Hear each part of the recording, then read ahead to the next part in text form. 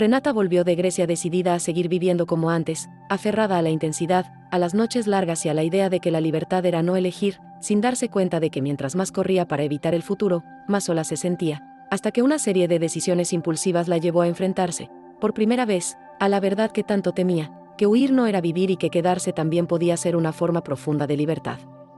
Renata vuelve de Grecia sintiendo todavía el sol en la piel. Trae consigo noches largas y una sensación de ligereza que se niega a soltar.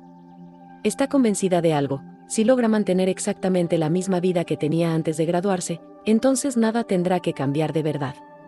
Y durante semanas, actúa como si el tiempo se hubiera detenido, como si el futuro fuera una idea abstracta que puede posponerse con suficientes planes improvisados y risas nocturnas.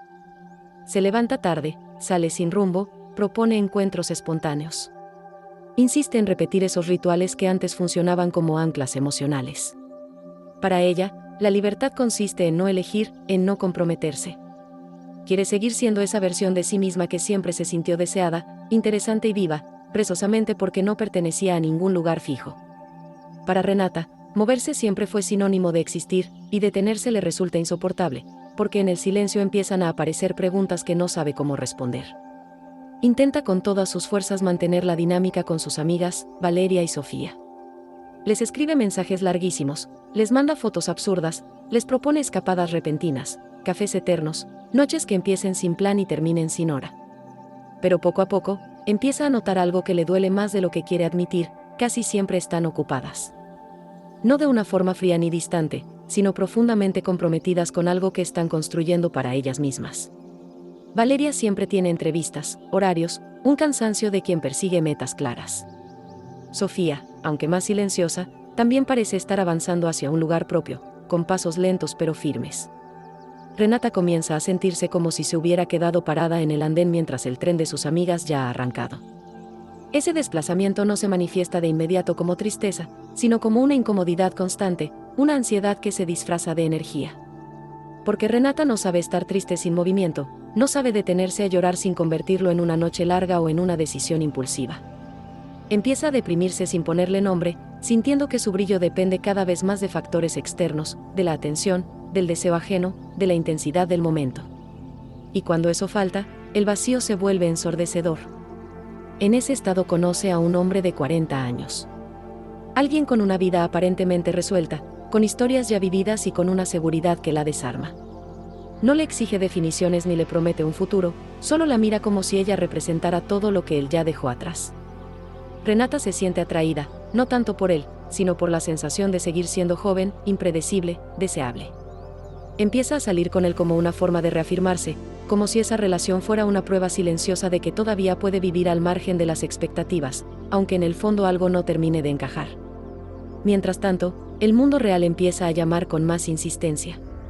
Correos, oportunidades, decisiones que no pueden aplazarse eternamente. Y una de ellas es una entrevista para un puesto como asistente de moda en una gran compañía. Una oportunidad que en otro momento habría significado todo para ella.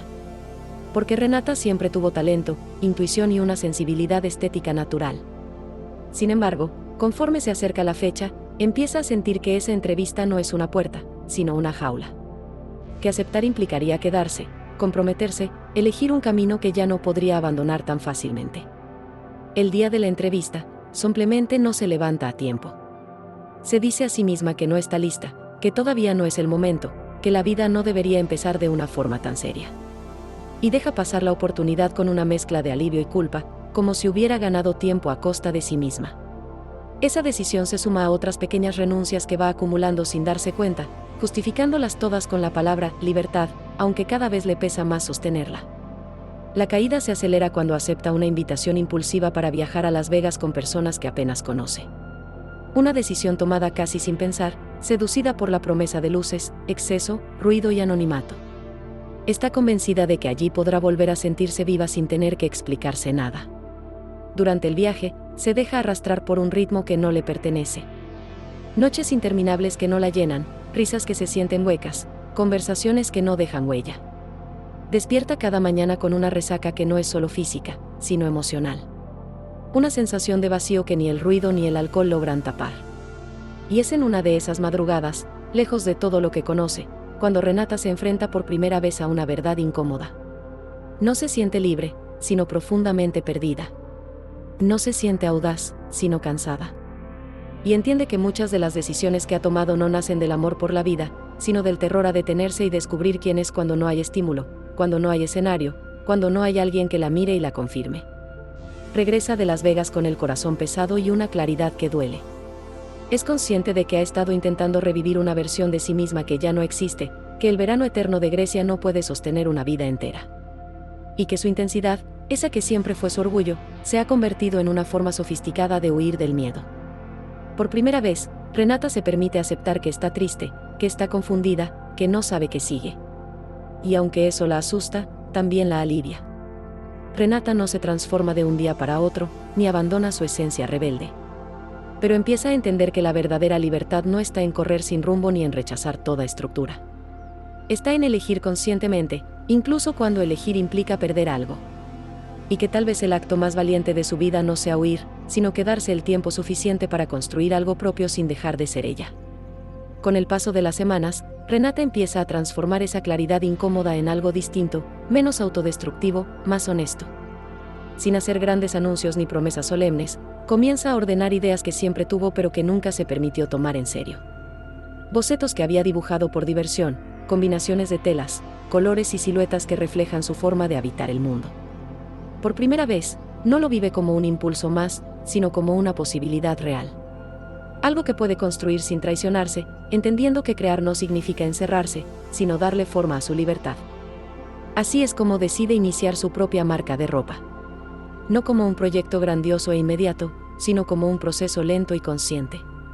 Para hacerlo, se acerca a una diseñadora local a la que siempre admiró desde lejos y le pide trabajar como aprendiz. Acepta empezar desde abajo, cortar telas, observar, equivocarse, aprender. Y en ese gesto humilde pero firme, Renata descubre una nueva manera de ser libre. Una que no depende del ruido ni del escape, sino del compromiso con algo que nace genuinamente de ella. En ese nuevo comienzo, Renata entiende que crecer no significó perder su fuego, sino aprender a sostenerlo sin quemarse. Que la libertad no estaba en huir de todo lo que la podía anclar, sino en elegir con conciencia aquello que merecía su energía. Ya no necesita correr para sentirse viva ni provocar intensidad para confirmarse, porque por primera vez está construyendo algo que le pertenece, algo que la representa. Y en esa calma imperfecta, todavía llena de dudas pero también de intención, Renata descubre que el futuro no era el enemigo que tanto temía, sino un espacio abierto donde por fin puede quedarse sin dejar de ser libre. Si te ha gustado esta historia, no te olvides de suscribirte y activar las notificaciones para no perderte los próximos capítulos sobre Valeria, Renata y Sofía. Gracias por acompañarnos.